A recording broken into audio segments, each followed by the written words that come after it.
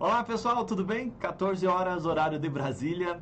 Eu sou Emerson Barbosa e nós estamos começando a nossa live hoje, uma live super especial.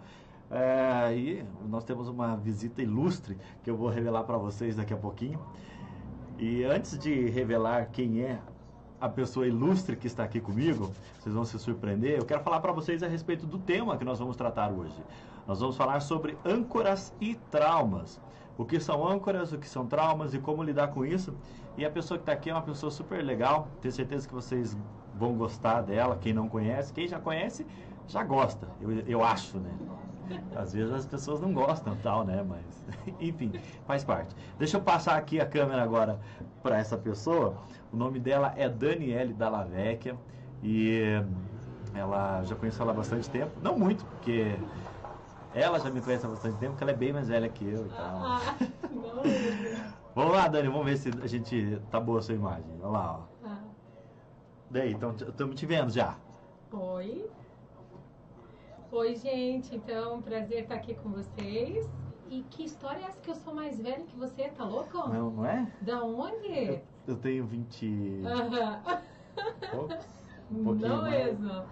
Mas a gente vai falar um assunto muito legal aqui e com certeza vocês vão gostar bastante. É um tema muito importante, com certeza é necessário para a vida de todo mundo e vai fazer toda a diferença para você. Então, fique ligado.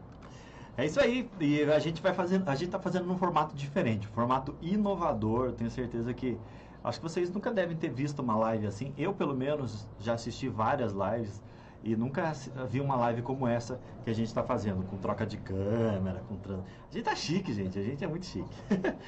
Vamos lá, então, gente, nós vamos falar hoje sobre âncoras e traumas.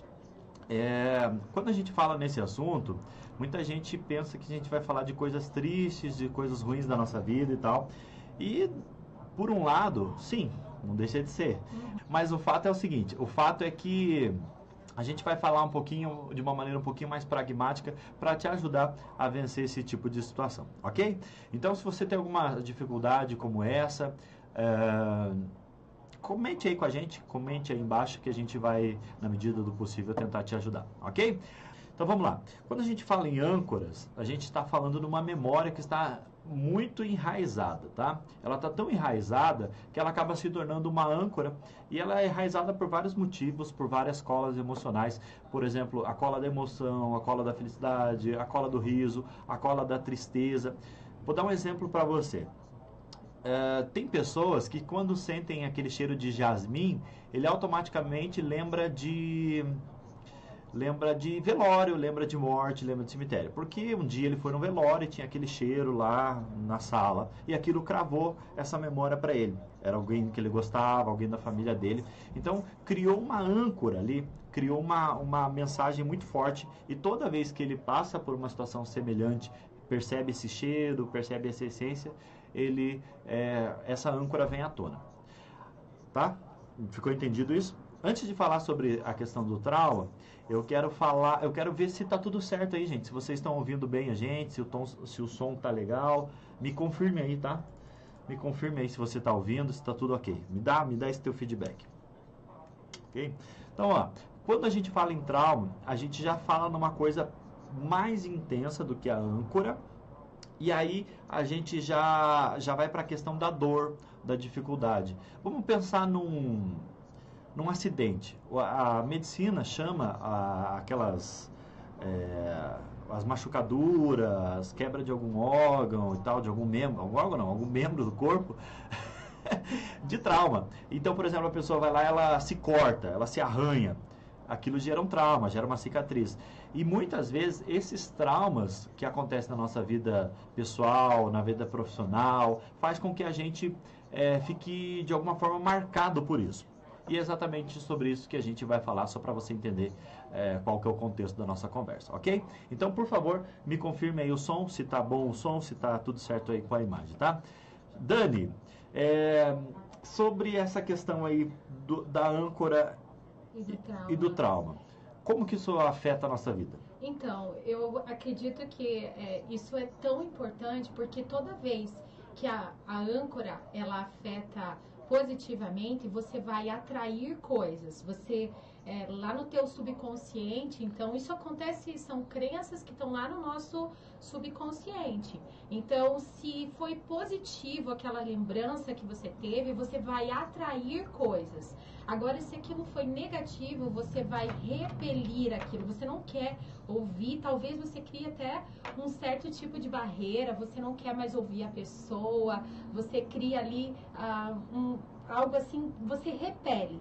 Então, isso a gente chama de microcomunicação. Você só vai conseguir se comunicar com alguém realmente quando você chega nessa âncora. Algo que vai mexer lá no subconsciente da pessoa, que vai trazer uma associação naquilo que você está falando. E aí, se essa âncora é positiva, se isso é positivo, você atrai. Se for negativo, você vai repelir. Então, você pode dizer o que você quiser conscientemente, mas são as suas crenças inconscientes que ativam essa âncora. Entendi perfeitamente. Gente, quando a gente está falando também, tanto positivamente quanto negativamente, esse processo da âncora, ele acaba sendo positivo ou negativo na sua vida, na nossa vida. Vamos imaginar um cenário bem interessante aqui, ó. Quando a gente está falando de uma memória, por exemplo, você teve bons momentos lá com seu pai na sua infância e tal. Parece que caiu a nossa conexão, então, mas volta aí, pessoal. Volta aí, caiu, voltou. Quando a gente tem uma boa memória, por exemplo, você tem uma boa memória lá com seus pais, com seu pai. Ele te levava para passear e tal. E ele usava determinado perfume, determinado desodorante lá de uma marca X, uma marca Y. Digamos que ele usava lá Avanço, Fred Marchand, aqueles perfumes antigos. Meu Deus do céu, às vezes quando eu falo algumas coisas, eu fico pensando o quanto que a gente é velho, né? Mas enfim, e daí você lembrava do seu perfume e do seu pai. Aí, quando você, por exemplo, não tem mais o seu pai do seu lado, quando você sente o cheiro, você se lembra automaticamente dessas lembranças. E aí, entendendo que a âncora, ela pode ser usada tanto para o lado positivo, para o lado da felicidade, quanto para o lado negativo, o lado da tristeza, a gente entende também que isso pode ser, de uma certa forma, pode ser utilizado ao nosso favor. E assim como a Dani falou, a gente repele coisas ruins e tenta trazer para o nosso lado, tenta atrair coisas boas. Mas isso conscientemente. O problema é quando está no campo do inconsciente.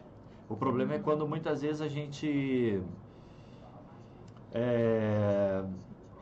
atrai coisas ruins, mesmo que inconsciente. Diga, Dani. Então, o único modo que você tem de se comunicar com alguém é quando você tem esse contato, até mesmo do que a gente chama do inconsciente. Sabe quando a gente fala assim, aquela pessoa está falando da boca para fora?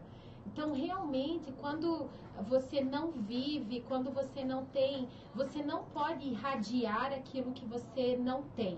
Então, por exemplo, se você quer irradiar amor e você tentar pensar em amor, fazer força mental pensando em amor, não vai adiantar. Porque, na verdade, para você irradiar algo, você tem que estar cheio de algo dentro de si. Você precisa sentir aquilo. E é isso que vai gerar conexão com as pessoas. Então, se você irradia algo que você tem, você gera essa microcomunicação. Você vai gerar, então, isso. Por isso que a gente fala, assim, tanto em empatia, em colocar-se no lugar do outro, para você entender como que você vai se comunicar. Isso é tão importante, faz toda a diferença. A grande verdade é que as relações interpessoais, o grande problema, na verdade, que deveria ser a solução, é a questão da comunicação. E isso faz toda a diferença quando você aprende realmente a maneira de se comunicar corretamente, mas isso passa por aquilo, é claro, que você é. Porque não tem como você comunicar, você estar inventando algo que você não é, e realmente conseguir atingir dessa maneira profunda na comunicação. Você vai ser superficial, daqui a pouco as pessoas percebem. E aquilo ali até usa aquela expressão garganta, fala da boca para fora, daqui a pouco todo mundo percebe. E isso é verdade. Legal. E quando a gente fala nesse processo da mudança, então, de uma âncora, como que a gente lida com isso? Como que a gente lida com um trauma na nossa vida? Então, vamos entender uma coisa ali. A Dani falou que isso passa muito por essa questão da comunicação. E aí, quando a gente fala em comunicação, e aí entrando um pouquinho mais, de uma maneira mais profunda nesse tema, quando a gente fala em comunicação, a gente está falando da comunicação verbal, não verbal, da comunicação interna e externa. Quando você utiliza palavras que de alguma forma te remetem a esse tema, te remetem a problemas, te remetem a tristeza, te remetem a coisas ruins, automaticamente você está alimentando essa âncora, esse trauma ruim. E quando você, ao contrário, substitui uma linguagem mais positiva, uma linguagem mais assertiva, automaticamente você consegue ir, como que eu posso dizer, ir limpando essa sujeira que acaba entrando dentro da nossa mente. Então, vamos imaginar que você, deixa eu pegar um negócio.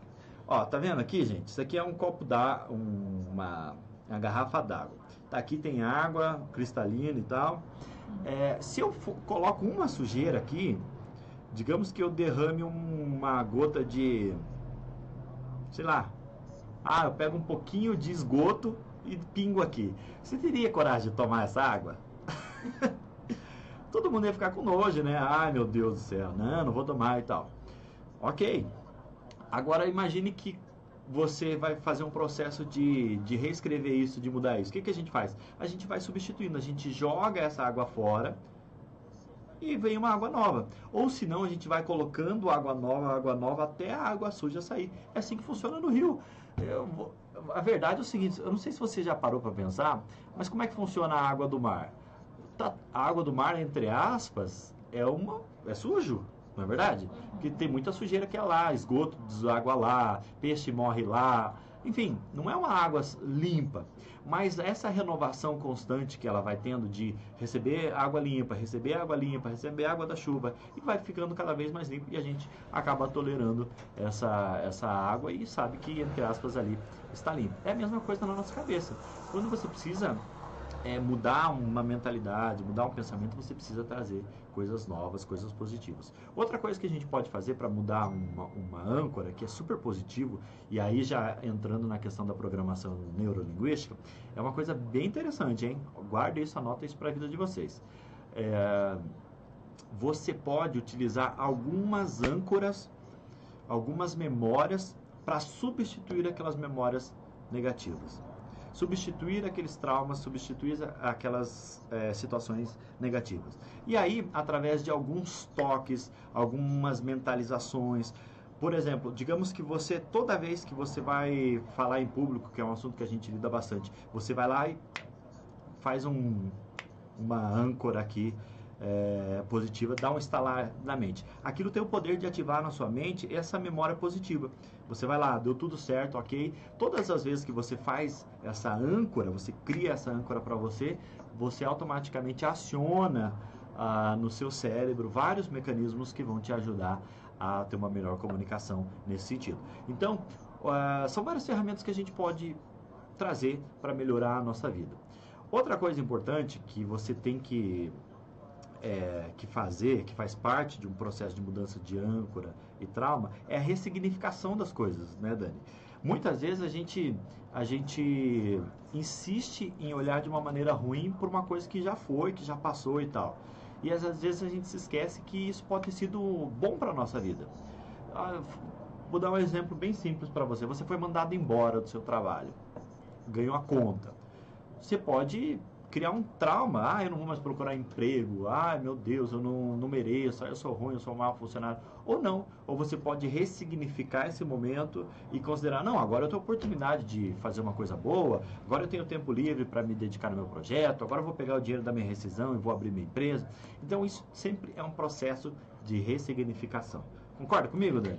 Eu concordo, sim, e é bem importante você desenvolver a capacidade de perceber que você está diante de uma situação em que vai disparar um gatilho emocional, né, que a gente chama, que vai disparar uma reação sua automática. Quando você percebe isso, que você está diante dessa situação, você já está tomando as rédeas ali naquele momento para não reagir automaticamente. Todo comportamento automático, ele é perigoso nesse sentido, porque você precisa estar realmente renovando, repensando, e você não pode ressignificar todas as pessoas ou todas as situações por conta de uma situação em que você viveu. Então, isso que é o que ele está falando de renovar, da água, de trazer algo novo, é exatamente essa forma de você mudar a forma de interpretação dessa situação. Então, você precisa realmente trabalhar isso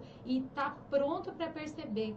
Quando acontece isso, eu ajo automaticamente. Então, peraí, eu tenho que ter ali naquele momento a capacidade de mudar a situação. Não, dessa vez eu fiquei feliz comigo mesmo porque eu não agi da mesma forma. Aí você quebra o ciclo. E é claro que você não vai ter que fazer esse exercício constante para você quebrar esse ciclo várias vezes até que isso funcione, até que isso dê certo para você.